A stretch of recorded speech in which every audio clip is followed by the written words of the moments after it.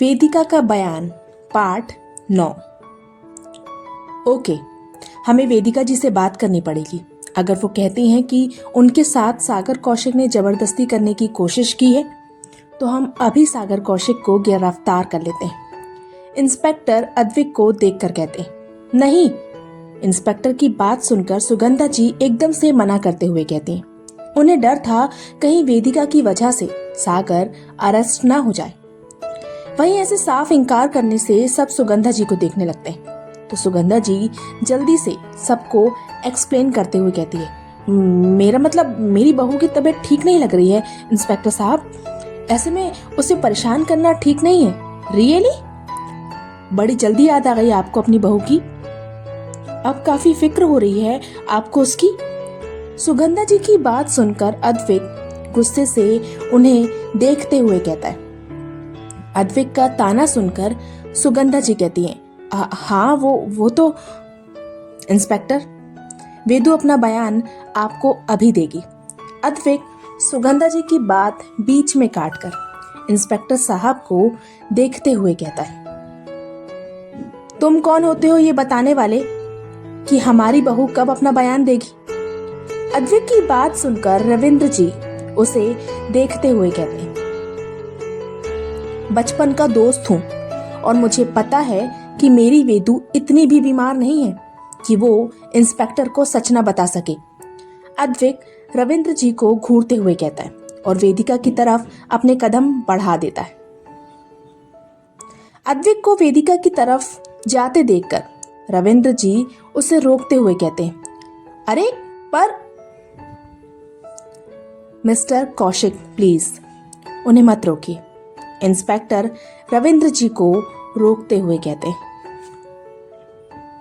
Inspector की बात सुनकर रविंद्र जी चुप हो जाते और गुस्से से अद्विक को देखने लगते, जो वेदिका के पास जाकर उसके सामने बैठ जाता है।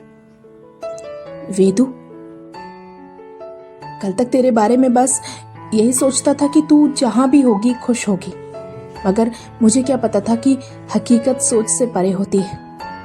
5 साल पहले एक गलतफहमी की वजह से तेरा हाथ मैंने छोड़ दिया था, जिसका परिणाम आज मेरी आंखों के सामने है। मगर अब ऐसा नहीं होगा। एक बार फिर तेरा हाथ थामना चाहता हूँ वेदू। चल दे अपना हाथ और लड़ अपने लिए। अद्विक वेदिका के आगे अपनी हथेली बढ़ाते हुए कहता है। अद्विक की बात सुनकर वेदिका अपनी आंसू भरी आंखों से अपने सामने बैठे अद्विक को देखती है, मगर फिर भी अपना हाथ उसकी हथेली पर नहीं रखती।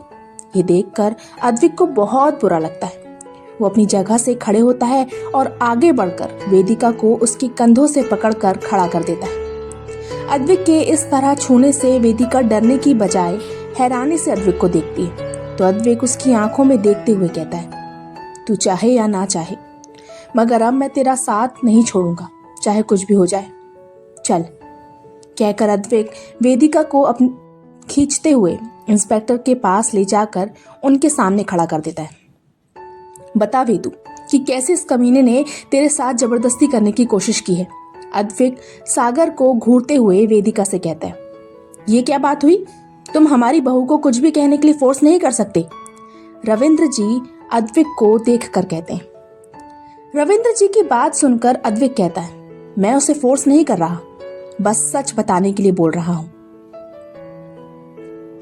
लेकिन प्लीज आप लोग शांत हो जाइए, मुझे वेदिका जी से पूछने दीजिए।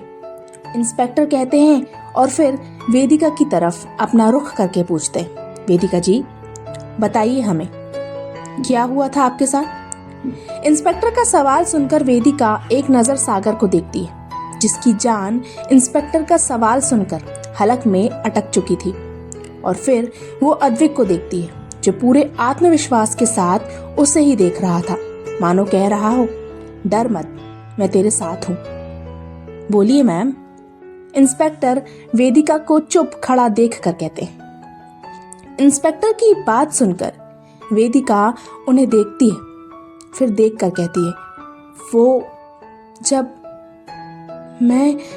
मम्मी ये सब क्या हो रहा है और पुलिस अंकल हमारे घर पर क्यों आए हैं?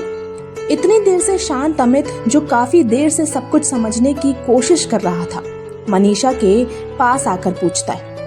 अमित की आवाज सुनकर वेदिका का ध्यान उसकी तरफ जाता है, जो अपनी उनींदी आंखों के साथ मनीषा के पास खड़ा था। अमित को देखकर वेदिका की आंखें बड़ी हो जाती है। वो अपने मन में खुद से कहती है, ये मैं क्या करने जा रही थी? मैं अमित को कैसे भूल गई? उसने हमेशा मेरा साथ दिया, मेरे साथ खड़ा रहा, और मैं इंस्पेक्टर को सच बताकर उसका भविष्य खतरे में डाल रही थी। मेरे सच बताने से अमित के मन में अपने पिता के लिए गलत छवि बन जाएगी। उसका भविष्य अंधेरे की गर्त में कहीं गुम हो जाएगा। नहीं, मैं ऐसा नहीं होने दे सकती। सिर्फ अपने फायदे के लिए, खुद को इंसाफ दिलाने के लिए मैं कैसे सच बोल दूं? नहीं, मैं ये नहीं कर सकती। वेदिका जी, क्या आप ठीक हैं? प्लीज हमें सच बताइए। वेदिका को अमित की तरफ देखते देख इंस्पेक्टर वेदिका से कहते हैं। इंस्पेक्टर की बात सुनकर वेदिका अपनी सोच से बाहर आती है और अपने आंसू पोंछकर उन्हें देखते हुए कहती है, हाँ वो सॉरी, मैं ठीक हूँ।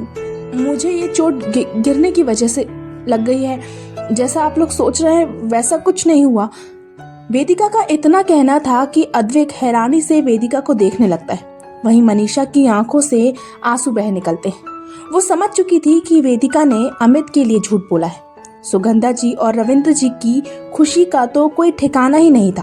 वहीं सागर भी अब भय मुक्त हो चुका था।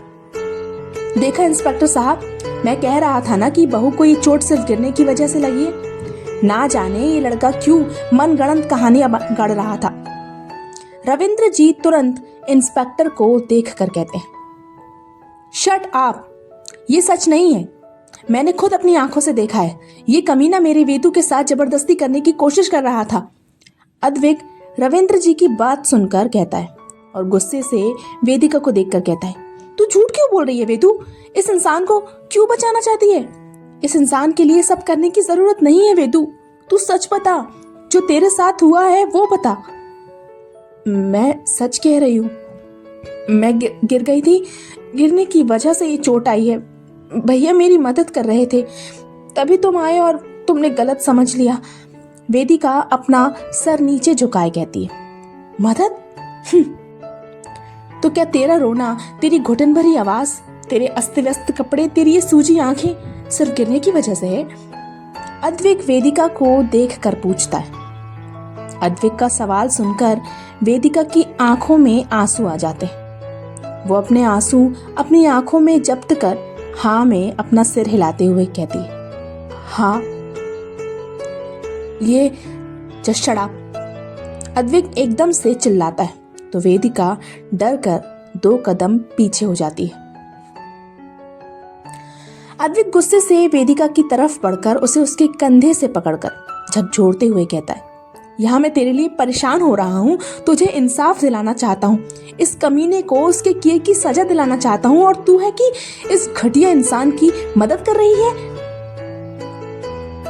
मैं किसी की मदद नहीं कर रही, किसी को नहीं बचा रही। वेदिका अपना सर झुकाए कहती है। वेदिका की बात सुनकर अद्वैत कहता है, झूठ, तो यही बात मेरी आंखों में देखकर बोल। ये क्या बात हुई भला? मेरी बहू सच बोल रही है, तुम उससे भी झूठ बना रहे हो। इंस्पेक्टर साहब, मैंने तो पहले ही कहा था, ये लड़का बेमतलब में मेरे बेटे पर इल्जाम लगा रहा है, और अब तो आपकी आंखों के सामने ये मेरी बहू को झूठ बोलने के लिए फोर्स भी कर रहा है। रविंद्र जी कहते हैं, वेदिका जी, मैं आपसे आखिरी बार पूछ रहा हूं, क्या आपके साथ सागर कौशिक ने जबरदस्ती करने की कोशिश की है?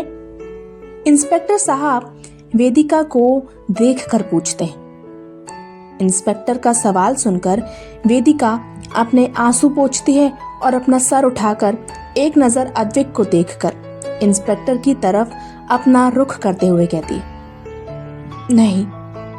वेदिका की ना सुनकर अद्वैत के हाथ वेदिका के कंधे पर से हट जाते हैं। वो इंस्पेक्टर को देखकर कहता है, इंस्पेक्टर, वेदू जरूर डरी हुई है। वो सच नहीं मिस्टर सिंघानिया, बहुत रात हो चुकी है। इस तरह किसी के घर में तमाशा करना ठीक नहीं है। आपकी आंखों के सामने वेदिका जी ने हमें कहा है कि उनके साथ कुछ गलत नहीं हुआ। ऐसे में हम सागर कौशिक को गिरफ्तार नहीं कर सकते, इसलिए हमें चलना चाहिए। इंस्पेक्टर साहब अद्विक की बात काट कर कहते हैं और वहां से माफी मांगकर चले जाते हैं। ए लड़के, अब तुम यहाँ क्यों खड़े हो? तुम्हारा नाटक खत्म हो चुका है, इसलिए निकल जाओ मेरे घर से। पुलिस के जाने के बाद अद्विक को अभी भी अपने घर में खड़ा देखकर रविंद्र जी गुस्से से कहते हैं। रविंद्र जी की बात सुनकर अद्विक गुस्से से उन्हें देखता है और आगे बढ़कर वेदिका का हाथ पकड़ते हुए कहता है, चल वेदू, ए कहाँ ले जा रहे हो मेरी बहू को? अद्विक को वेदिका का हाथ पकड़ते देख रविंद्र जी गुस्से से कहते हैं, भले ही मेरी वेदू ने झूठ बोलकर आपके इस शैतान बेटे को बचा लिया हो, लेकिन अब मेरी वेदू यहाँ इस नर्क में और नहीं रहेगी। अद्विक गुस्से से कहता है और वेदिका को पकड़कर ले जाने लगता है। तुम होते कौन हो मेरी बहू को उसके घर से ले जाने वाले? वो तुम्हारे साथ कहीं नहीं जाएगी, रविंद्र जी चिल्ला कर कहते हैं। रविंद्र जी की बात सुनकर अद्विक के बढ़ते कदम रुक जाते हैं। वो पलटकर उनके पास आता है और उन्हें देखकर कहता है, एक दोस्त हूँ और दोस्त होने के नाते अपनी वेदू का अच्छा और बुरा दोनों जानता हूँ। आपको क्या लगता है कि आज इतना सब कुछ हो जाने के बाद मैं अपनी वेदू को इस घर में आपके शैतान बेटे के साथ एक छत के नीचे रहने दूंगा? हरगिज़ नहीं। मैं भी देखता हूँ कि कौन मुझे रोकता है। क्या सचमुच तुम्हें लगता है मैं तुम्हें रोक नहीं सकता? तो फिर देखो, छोटी बहू अपने कमरे में जाओ। अद्विक की बात सुनकर रविंद्र जी बड़े घमंड से अपना फरमान सुनाते हुए कहते हैं। रविंद्र जी की बात सुनकर जहां वेदिका की आंखों में आंसू आ जाते हैं, वहीं अद्विक पूरे घमंड के साथ मुस्कुरा देता है। उसे विश्वास था कि वेदिका अंदर नहीं जाएगी, लेकिन उसका विश्वास उसी वक्त टूट जाता है जब वेदिका सिसकते हुए अपने कमरे की तरफ जाने लगती है। वेदिका को अंदर की तरफ जाते देखकर अद्विक की मुस्कुराहट गायब हो जाती है। वो आगे बढ़कर वेदिका को रोकते हुए कहता है, तू उनकी बात क्यों मान रही है वेदू? क्या इतना सब होने के बाद भी तू यहाँ रहना चाहती है? ये उसका ससुराल है, उसका अपना घर। यहाँ नहीं रहेगी तो कहाँ रहेगी? बहू तुम अंदर जाओ। अद्विक की बात सुनकर रविंद्र जी बीच में बोलते हैं, तो ना चाहते हुए भी वेदिका अद्विक से अपना हाथ छुड़ाकर वहां से चले जाती है। वेदिका को जाते देखकर अद्विक गुस्से से अपनी मुट्ठियां बांध लेता है।